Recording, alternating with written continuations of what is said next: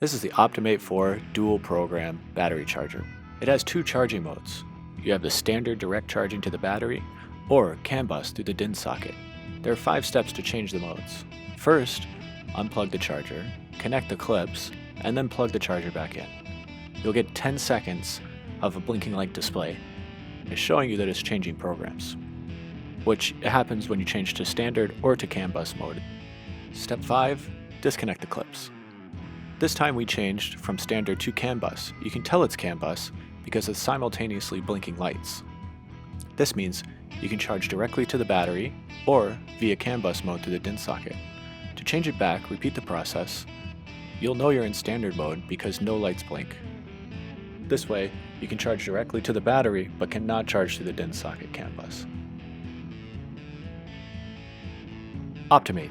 Battery performance guaranteed.